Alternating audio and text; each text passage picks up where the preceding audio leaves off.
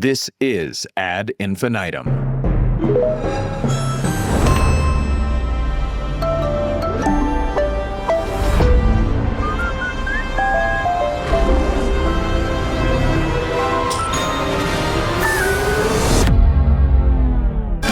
Ad Infinitum is the award-winning podcast solely focused on audio ads, the creatives who make them and/or the latest thinking that informs them, how the space is evolving, and, my favorite part, a roundup of recent audio ads with analysis by yours truly, Stew Redwine, and each episode's guest. This is Season 3, Episode 14 of Ad Infinitum, titled, This Is My Real Voice. Today, we're going inside the booth with Morning Wire producer Brandon Beville of the Daily Wire to explore what authentic really sounds like in a medium built on authenticity, where conviction, tone, and truth, you can't handle the truth, let's call it honesty, drive trust. We'll also grade the latest top movers and shakers in Magellan AI, ParkWhiz, Google, Wells Fargo, and LG Electronics, using the Audiolytics framework, and of course, Brandon's grade on those as well. And be sure to get a free demo of Magellan at magellan.ai/ad infinitum. Brandon, thank you so much for joining the show. Hey, thanks for having me. So you've shaved hundreds of reads. I know I've enjoyed them myself. In fact, it was an Ollie read that I'd heard a couple of months back. Your dog's excitement says it all. That full body tail wag, those happy little hops, that goofy little grin that means dinner's here.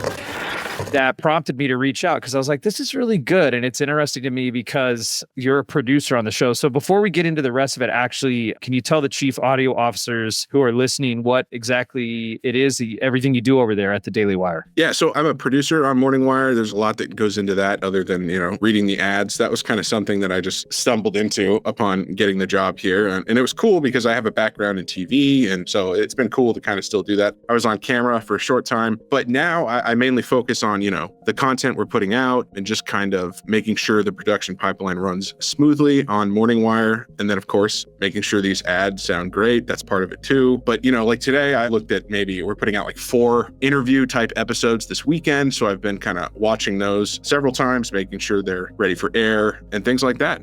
That's interesting you say watching them, because it's like that is the world that we live in podcast. And you guys switched over to video somewhat recently, right? Right. Yeah. Shameless plug here. We are now on video. For a long time when I was on the show, we were audio only, but we recently, I think in April, we added the video element to it. And it's been great. It certainly adds a whole new side to doing this show, adding visuals, things like that, making sure, we're not just sitting on some, John and Georgia, and the reporters sitting there talking, but we also throw up visuals, we do sound bites. It's really it's added a whole new can of worms to our production. That's wild you say it was April, because I'm like, that was just recently. That's like, just shows you time flies. I'm like, that was 6 months. Yeah, for real.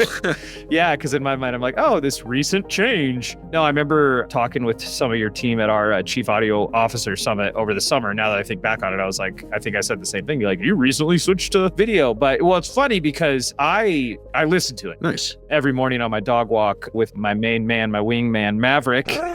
And, every once in a while, there will be something that is like inherently visual or that I'll want to see the visual for. But most of the time, I'm solely listening to it. That's just such a fascinating aspect of how podcasting is evolving, that you have to keep in mind that there are folks that are only listening and then there's folks that are viewing. And it's kind of a side quest, but I do want to go down this because you are a producer on the show. Right. How do you think about that? You're creating for a dual audience. You're creating for guys like me that are primarily listening, and you're also creating for people that are watching. Like, how do you guys approach that? Yeah, it's certainly now something we need to keep in mind, that there are people that are still only listening, a very good amount, I might add. And so it's something we've tried to keep in mind, where if there is something that is very visual, we've started throwing in, lines such as, hey, if you're only listening, there's this great thing, we'll describe it to them, things like that. We'll also kind of, tease it to people too. It's just like, hey, if you want to see John and Georgia's smiling faces, we are on video now. We've started putting that at the end of our show just to kind of drive people towards,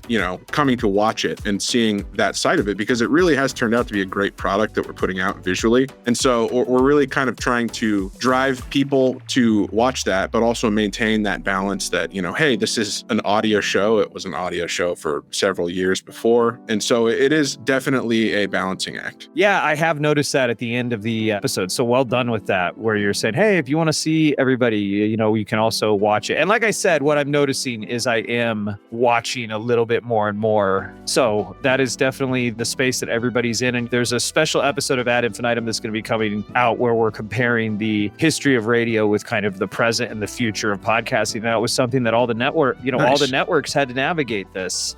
All the networks were radio networks. Right. Because there was no television. Totally. So this has been done before. So good luck with that as you guys continue to do that. And I think it's interesting. So you had a background in TV and... Yeah, and actually audio too. You mentioned audio. Like I went to college for like music and audio production. I ended up in TV, but my background is in audio and I mean TV for sure. But yeah, I started out at a small little, TV station in northern Maine. I could see Canada from my apartment at one point. But yeah, I went to school for audio production. And so that's kind of one sort of avenue that kind of goes into this with doing these ads and such. I would do a lot of them in school for projects and such. And then when I got to that small little TV station in northern Maine, there were a lot of, overlap as to the roles that I would do. I was on camera for a time. I was a reporter. I was a producer. And there were times where I would voice things as well. So that was certainly a big part of where my roots in this, voiceover stuff comes from, is that and college and things like that. So let's talk about before we get into how you approach doing those reads, which you do a great job. And I'm actually going to, I want to grade one of your reads later with Audiolytics. We'll do that. We're going to do it live. Do it live! I'll write it and we'll do it live! Before we get into that piece, so with the Morning Wire being a news show, like we have talked about, the hosts are more neutral. It's just the communication of the facts. So then you're brought in, the producer voice is brought in where you can voice the ads and give the endorsements. That's currently the way you guys have it set up, right? Yeah, correct. It's something we might be looking at in the future, where John and Georgia may read some certain ads, but only things that they truly like and will endorse because they enjoy it so much. But that's kind of why they have the producer reads for Morning Wire, is that so John and Georgia can remain relatively neutral because it is more a straight news show as compared to other shows here at the Daily Wire. Right. And I mean, you do a great job. Thank you. Like I said, it was the Ollie spot that got my attention. Of course, I'm also walking my dog. So there you go. Right audience at the right time. And, the real question is, did I sign up for Ollie? Which I did not. I'm sorry. But I can still, as a professional, say that you did a good job. With your background and your experience, how do you approach doing those endorsements? Yeah, I mean... So for ones like Ollie, I have 2 dogs at home. I have Huskies. I was telling somebody earlier, it's kind of like I have a sled dog team in my living room.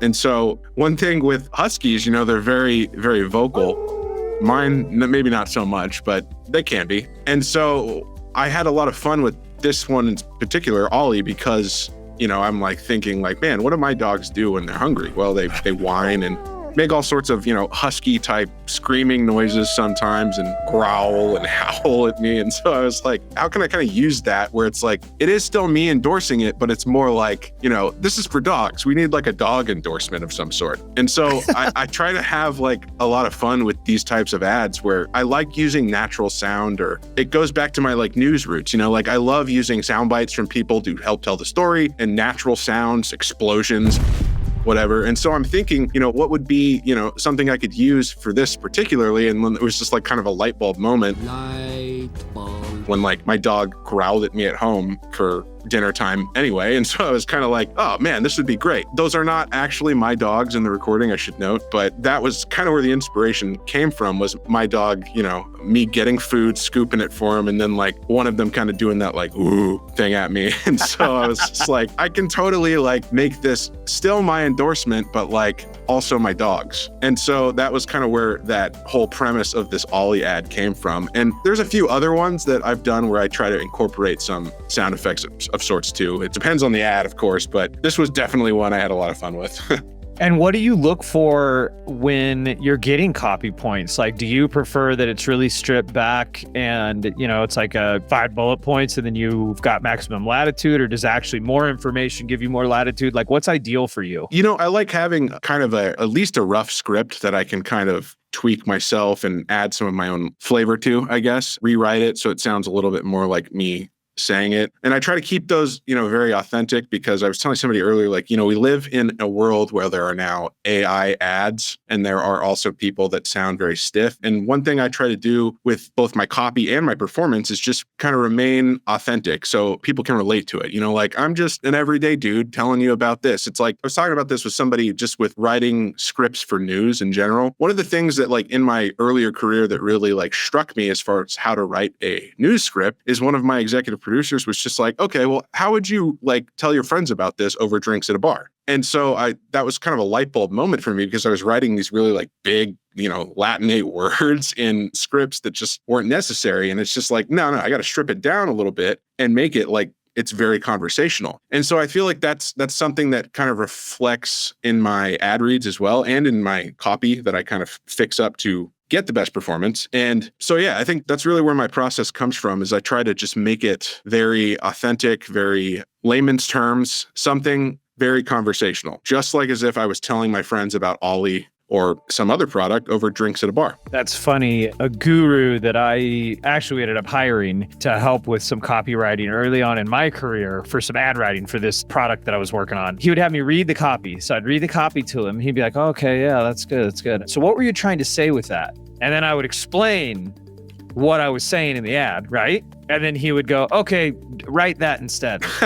Because when I explained it, it's like what you're talking about. It's like, when I'm just explaining it and I'm no longer reading the ad, I'm like, well, let me just explain it to a guy. And it's a different way of communicating that you're just like, this is the way I just talk to somebody. Totally. And that's what I hear you saying. It's like you figured that out early in your career. Absolutely. And I mean, a lot of the tone that I bring to, I talk about this all the time, where I got this comment one time about my ad reads, just like in like the Twitter when we post the episode or wherever it was. Maybe it was on Spotify. I don't remember, but it was kind of just like, they described my voice as kind of like a frat guy from Boston.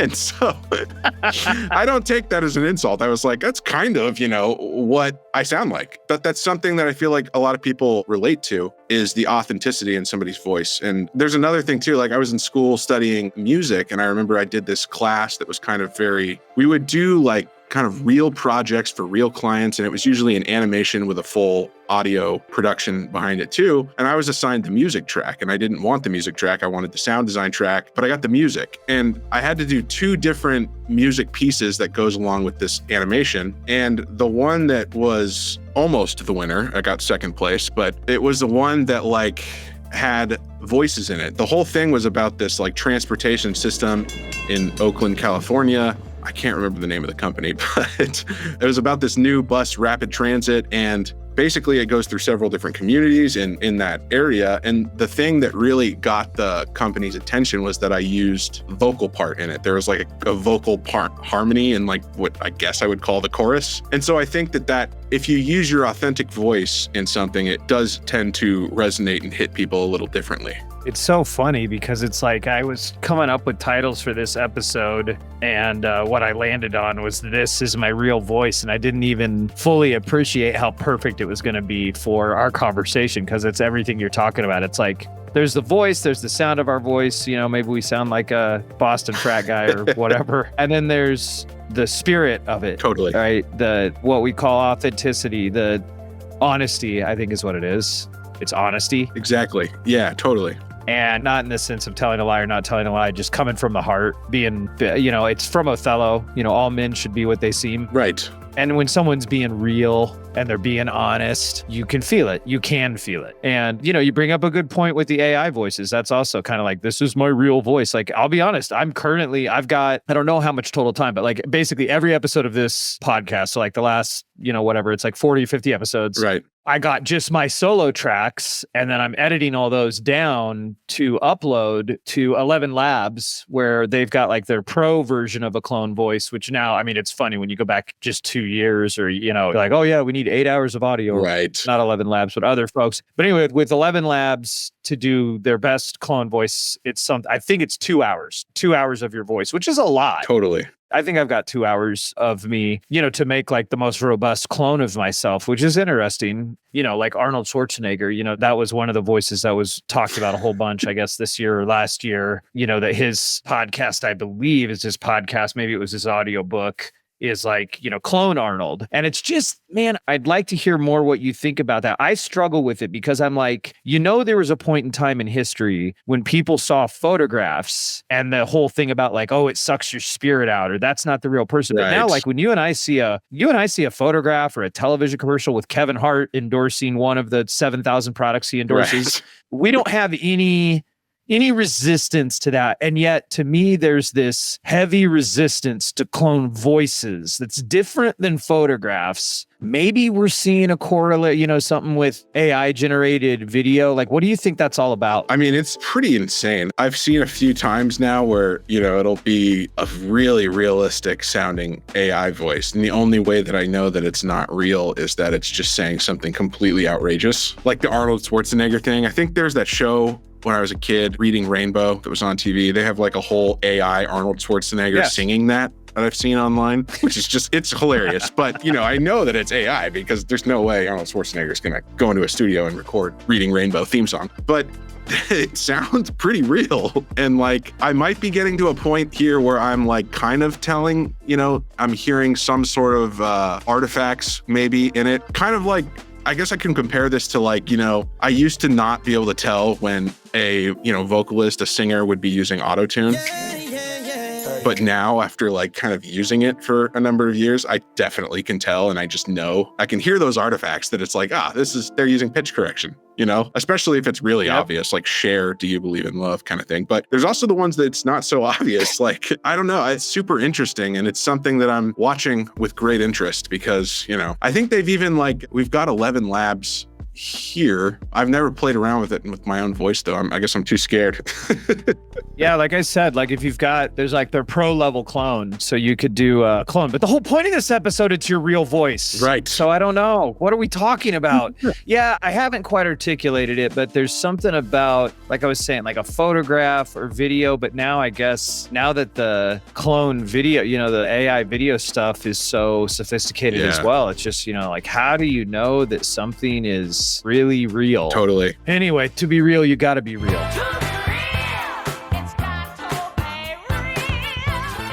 Okay, so let's really grade one of your ads. Cool. We're going to listen to this. This is Ollie by Brandon Beville on Morning Wire.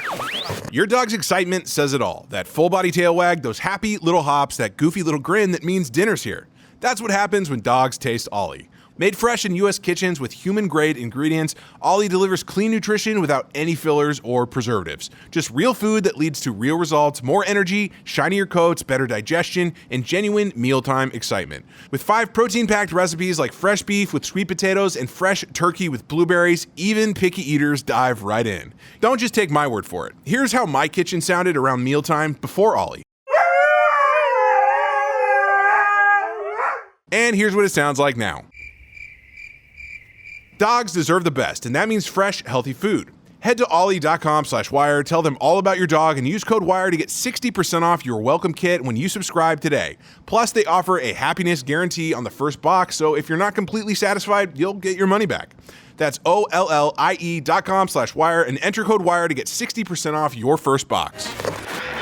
Bada boom. All right. So I took the transcript and I ran it through Audiolytics Score, which is the framework that we use to measure audio ads for performance. We've developed it here over the years at Oxford Road. It's a 71-point checklist of 71 different defined subcomponents that roll up into 9 key components in specific order of what is going to make something the most persuasive. And like our target score for all in-market creative is a 90%. And let it be known that Gettysburg Address is Audiolytics approved. It's a persuasive bet. We did an episode of the Media Roundtable. Our founder, Dan Granger, did an episode of the Media Roundtable, our other podcast with T-Pain. And he shared that information with T-Pain, and then he went on to grade T-Pain's lyrics with Audiolytics as well. Speaking of autotune, and that's a guy that's using autotune, like he's coming right out with it, baby. He certainly. Yeah. So anyway, your Ollie ad scored a 90% on the money. So it is Audiolytics approved straight out of the gate. And I knew it when I was listening to it. And I knew I was like, I gotta talk to this guy. But like structure and content wise, everything is there. I'm looking at it. I'm like, this is part of why I wanted to talk to you. And you did send some other ads as well. Helix Sleep, Identity Guard, Jeremy's Razors, like all of them, you take the same approach. And we've talked about the approach that you take. So it's like, yeah, this is one of those rare occasions where, I listen to, this is rare on Ad Infinitum that is an ad that's already in market that's at 90% or greater. So wow. Yeah, well done on that. Thank you. With that said, I do have a note. Okay. You ready for my notes? I'm ready.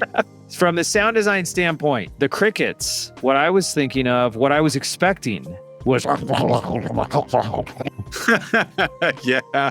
Did that thought cross your mind? It did, like, after it aired, and I was just like, maybe that would have been a good idea. Okay. Something like that, or like maybe distant crunching of dog food or something with like the, reverberant kitchen. Yeah, because I was thinking of my dog, like when Maverick goes after it, but I can't remember if it was Ollie or is Ollie human grade food? I think it is human grade ingredients, if I'm not mistaken. Yeah. Okay. So yeah, we were onboarding Dan Bongino, and I can't remember now if it was for Ollie or another one that was like Ollie. I feel like the dog foods things kind of went through the same thing the meal kits did, where there was all of a sudden 24 of them, and then in the end of the day, only HelloFresh and Blue Apron remain. Now it's like right. Ollie and Farmer's Dog. I bet you it was Farmer's Dog. Farmer's Dog. I've seen commercials. Yeah, yep. I bet it was Farmer's Dog. And he was like, this stuff is great. I mean, I would eat this stuff. I would totally eat this stuff. I was like, do it.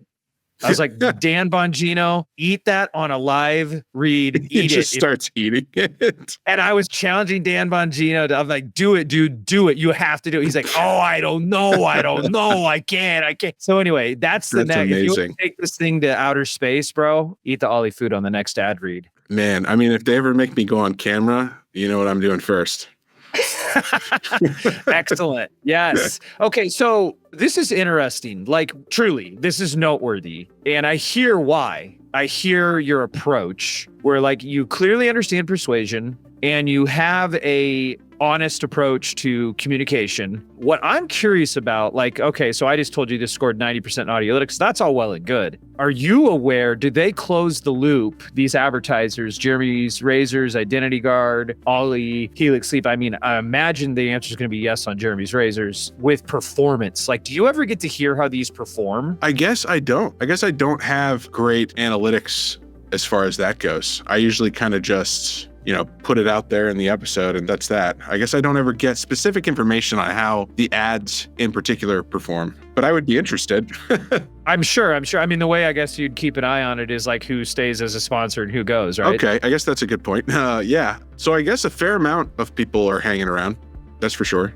Well, you do a great job. I'm sure these ads are performing. Thank you. Oh, yeah, I'm confident. Okay, so now let's hear how all those regular folks out there are performing. And you know what? I want to say one other thing. I think it's interesting too, like your approach, your honesty. I like that word better than authenticity. Your approach, your honesty. Oh, and that you're making the decision, right? Like you're crafting the copy, you're delivering the copy. There aren't a lot of people in the middle. It's not designed by committee, it's designed by brand. Or am I wrong? Is that not the case? Well, okay. So I'm usually given like a rough copy from our folks in marketing. And then from there is where I'll take it, make tweaks, and then record it. Sometimes I'll ad lib a little bit on the words. There was this whole thing when I was on camera where I would read, the same stories in a news show, like maybe 3 times a day. And then I would get to the point by like the 3rd time where I'm inputting the same information, but I'm outputting something different as far as what I'm saying, how I'm delivering the story. And so there's a few times, of course, I'll read through these like a few times to get the best take, but usually by like the,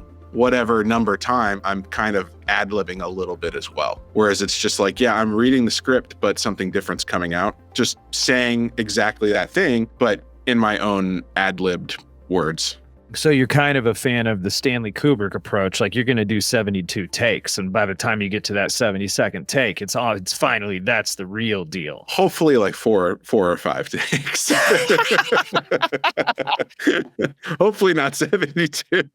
If it is this honesty thing, this honesty kick I'm on, it's like you finally get beaten into a state of reasonableness where you're just like, I'm just going to say it. I'm just going to say it like it is. Exactly. So that's interesting. When it comes to these, so you do multiple Ollie, it's not like you do one, lock it in, and it's done. Like you're going to do the Ollie read multiple times. Is that what I'm hearing you say? I do. I try to get like, and that goes back to kind of like my, honest approach to it, is I try to get it in one go as best I can. There are some times where I might pick up an excerpt and get that in, like, oh, I got it up to this point, or maybe I got it after this point really good. Let's get before that again. But usually I'm just like, I'll just run through it again. And usually I try to just get one solid take where I may only stumble once or twice. And usually I can get that in roughly 3 to 5 takes.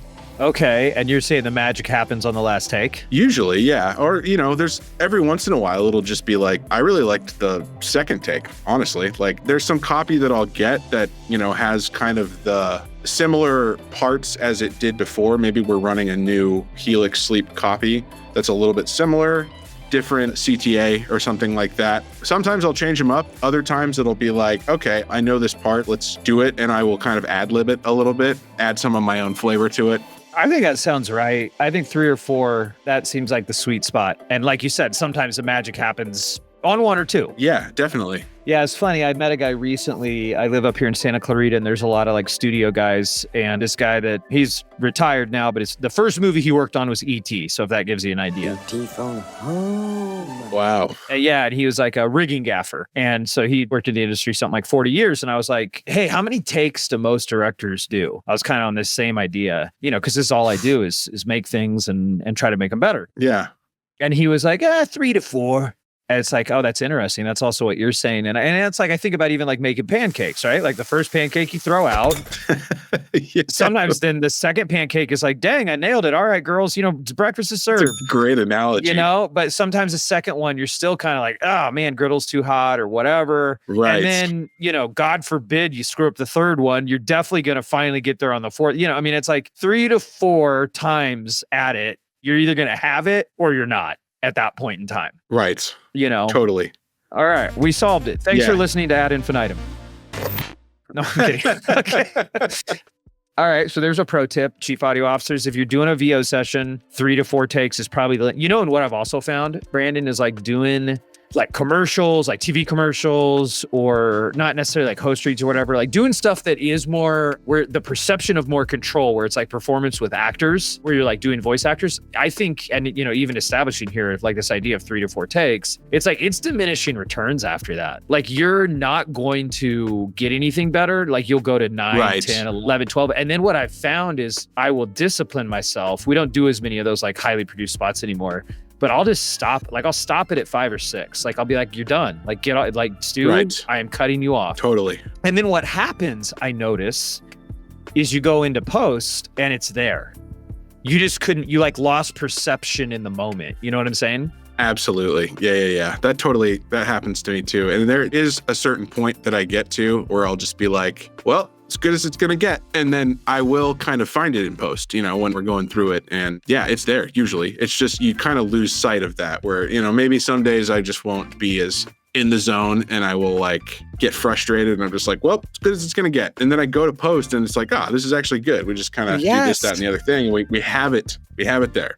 Yeah, because we'll have people, we did a bunch of founder spots early on. We did like 50 plus founder spots when we were building the agency. And it was like, people would get nervous and stuff. And, sometimes, I'd give them the direction, like, you're not nervous, you're excited. Like all that energy you're feeling, you're excited. Then one time I struck on this idea of like, how when you're drunk, if you've been drunk, have you been drunk? Yeah, I've been drunk. Okay. How when you're drunk and you feel really sexy and cool, but how you look really stupid? I go, like the reverse of that is happening right now. You feel really nervous and awful, but all of us looking at you, you look confident and in command. And they're like, oh, well, I just go, wow, And maybe that's not totally true. Maybe they did look nervous. But a lot of times I find that people's interior state does not match at all what everybody else is perceiving, right? Right. Totally. So yeah, I like that. That's another good one, chief audio officers, is fix it in post. No, I'm kidding. No, you know what it does make me think of though? I do think that that's a great example. Like, let's say you did that. Let's say Brandon's doing an ad read. He gets to take 4 or 5 and he goes, this is as good as it's going to get. And then you do get into post and there's like one phrase that you actually didn't get it. I'm like, that is the perfect place to use a clone, Brandon. But I'm being genuine. Like, let's say there was just like, I'm looking at the next line in my script. Now let's look at the top spenders driving momentum in September. Like, let's say you just, now let's look at the top spenders driving momentum in September. And it's like a flub, and you didn't notice that it was a flub. Oh, I see what you're saying. You get like, that would be a great application. You get what I'm saying? Does that make sense? I think that we do have that ability in one of the programs we use to assemble our ad reads. It's called the script. Yes. And I think we have that ability in there. I just don't know that it's something we've ever bothered to figure out, or if we're even allowed to do it, honestly. But that is interesting. And I know that I have heard of people doing that. I don't think I've ever done it myself, but I've definitely heard of people making quick fixes like that, where you can just you're talking about, you can like replace a word or a couple words or something like that.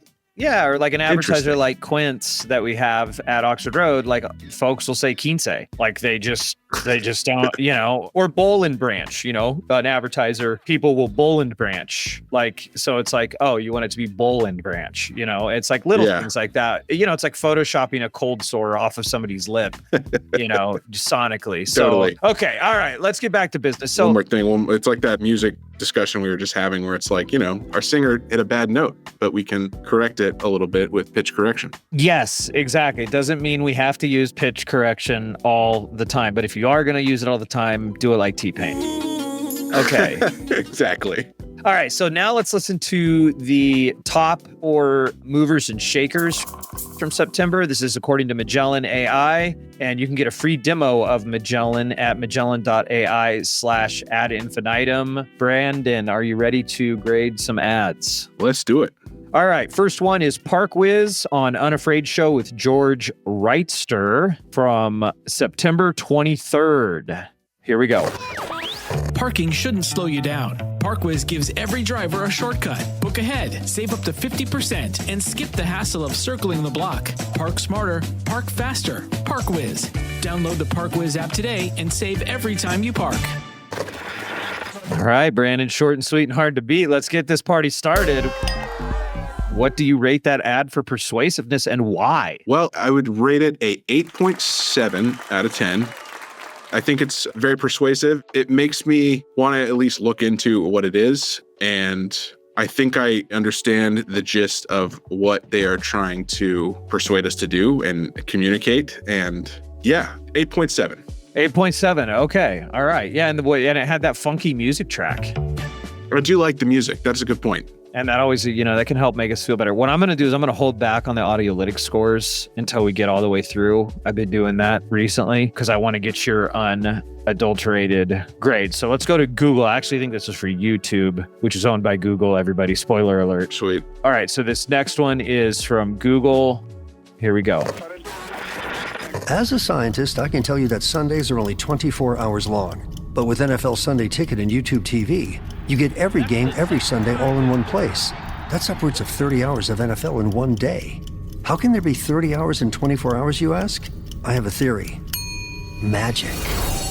New users get NFL Sunday Ticket for 8 payments of $34.50 per month. Sign up at NFLSundayTicket.com. Local and national games on YouTube TV. NFL Sunday Ticket for out-of-market games excludes digital-only games and commercial use. Terms and embargoes apply. Availability varies.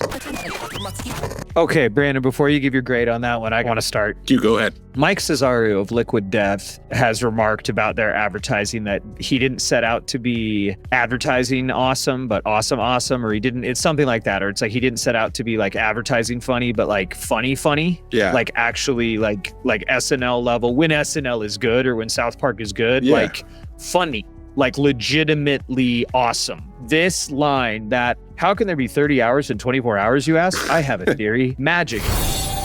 That to me is like advertising funny or advertising in it. Like, what? Like, I've been in the rooms, I've put stuff out there like this, but it's like, come on, guys, you can do better than that.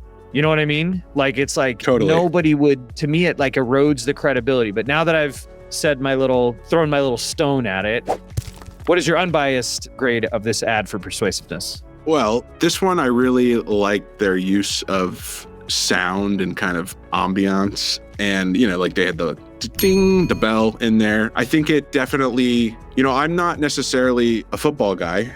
I watch sometimes, but it makes me interested slightly more than I think it normally would. And so I think that it definitely considering like the kind of ambiance music and the sound that it provides, it catches my attention. It does what it's supposed to set out to do as far as, letting me know that this is available. So I think I'd give it a 9.3.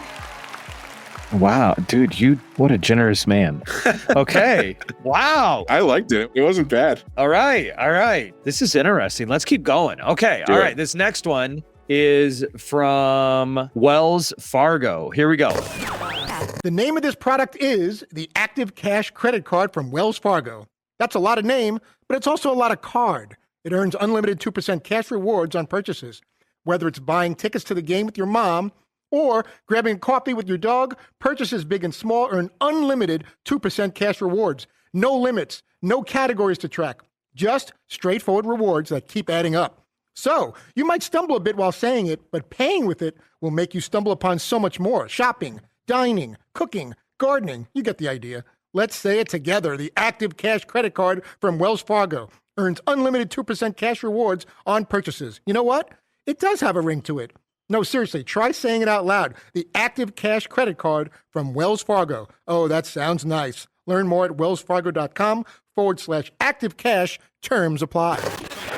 Okay. Wells Fargo. What say you, Brandon? Okay, so I think that one doesn't quite, he's got a good read. It definitely tells me what I need to know. I bank with Wells Fargo. So, definitely listening with great interest on that one. But I think that there could be, like I said, I like, the use of other sounds to kind of illustrate, what they're trying to communicate. And so I think that there's some opportunities, I feel like, for some like sound design type things in there. The fact that it doesn't have music or anything doesn't necessarily bother me, but I feel like there could be some more use of sound design, sound effects to help kind of communicate what they're trying to advertise there. So I think I'm going to give it an 8.4. Yeah. Okay. It's coming in third place. I thought something cool he did that's in the land of like leaning into the medium, like sound effects would be, where he goes, no, seriously, try saying it out loud. The Active Cash Credit Card. Mm-hmm. I thought that was kind of cool. Like, I was like, oh, that's interesting. Like, that's an interesting in the listening medium to go. True. Yeah. To call, so it was like there was an attempt there. So that one's in third place. Let's see if the last one comes in fourth place or maybe replaces one of these other ones on the podium. So here we go. This is from LG Electronics. Having a great day. Yeah. Hope you're enjoying some tacos on this Tuesday. I did, in fact. Hope you enjoyed your Monday Night Foosball the way the Lions did yesterday. Right now, Covino and Rich are live from the Fox Sports Radio studio, and the LG X Boom Grab is the portable speaker that powers your hustle from morning coffee runs to midnight rooftop hangs. Enjoy vibrant sound with up to 20 hours of playback. That's a party, man. 20-hour party. And now save 25% at LG.com with code FALL25. FALL25. So bring the boom. X Boom. LG. And have a great fall like Humpty Dumpty. Life's good. I hope you do have a Humpty Dumpty type of fall. You saw him wearing a flannel shirt, apple picking, having a latte. He's really living it up. Yeah. Man, have a great fall, Humpty Dumpty. All right. They, I think I remember Humpty Dumpty better than I remember LGX Boom. What do you give that one stacked up against the others? Let's see. I like the kind of more conversational nature of it. I think that's, cool. It's probably very fitting for the show. But I think you also made a point, that you remember what was it, the bada bing? Yeah, the boom. Oh, no, Humpty Dumpty. Yes, Humpty Dumpty. You remember Humpty Dumpty better than actually LG. So considering that, I think I'd probably give it an 8 on the dot. Okay, 8 on the dot, so it comes in last place. All right, drum roll, please. Yeah.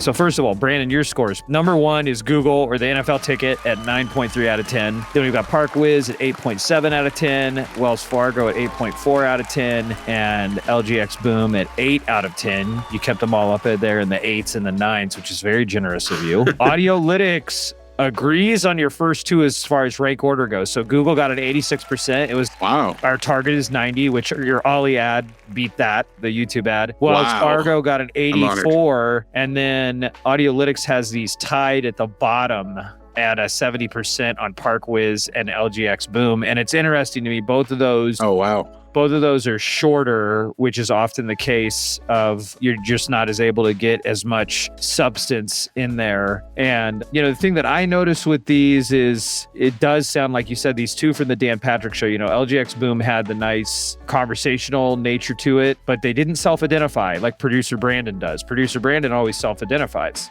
Also, with the Wells Fargo ad, that was obviously being read by like a producer or talent, Right. But he didn't self-identify.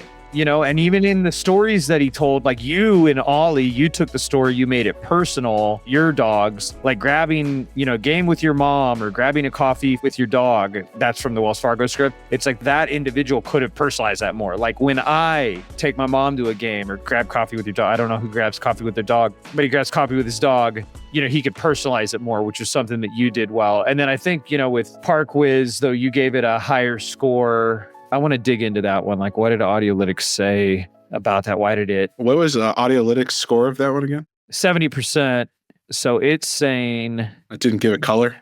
Provide data research to substantiate the gap between the current offering and the status quo, create an event or deadline to justify urgency of action, include a unique discount. So that's sort of some basic like rules of the road that you can do to pump up the persuasiveness. Gotcha. I think also it lacks some specificity. Parking shouldn't slow you down. ParkWhiz gives every driver a shortcut, book ahead, save up to 50%. You got to think that this is a geo-targeted one, because it's not going to necessarily apply to everybody. I'm not sure. Download the ParkWhiz app today and save every time you park. Yeah, maybe you're right. But I will say on the top ranked ads here for both Audiolytics and for producer Brandon, you've got a lot of good information. It explains exactly what it is and how to transact.